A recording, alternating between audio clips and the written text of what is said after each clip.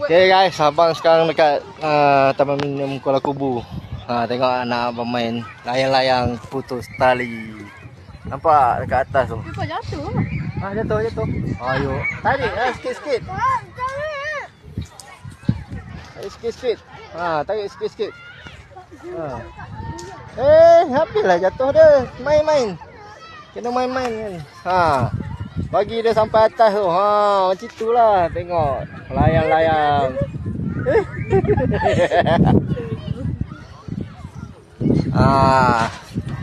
Baru ramai orang hari Minggu.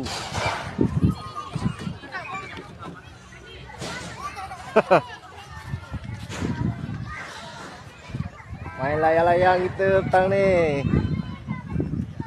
Madi dah jalan sana. Tu member abang tu. Asmadi sama.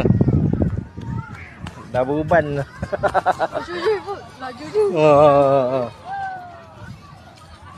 Syak demam Syak. Alamak, kalau tidak Syak lah yang main layang-layang tu. Agak. Agak. Okey bagi lepas sikit-sikit. Lepas tu lepaskan tali tu. Lepaskan tarik sikit-sikit. Main-main bagi dia sampai atas. Lepaskan. Oh, berjaya kakak, tinggi. Wah. Tarik jangan sampai dia jatuh. Bila layang tak terbang-terbang. Mana ni pistol ni? Bagilah.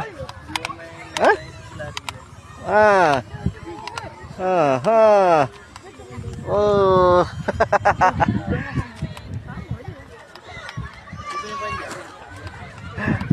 Main pistol. Ada belon. Sekarang dulu kita main tiup-tiup je. Sekarang ni ada pistol dia. Senang buat belon lah.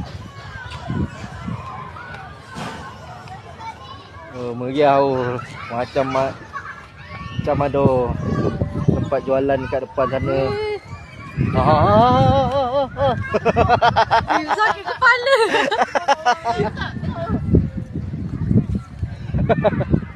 Wah, best tu main layang-layang. Cuma kita bagi apa ni? Belon.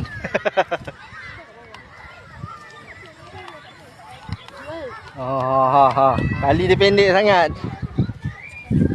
Yang orang beli ni ada RM10, ada RM15, ada RM20. Yang RM20 tu panjang sikit. Yang RM10 dia beli. Saja test.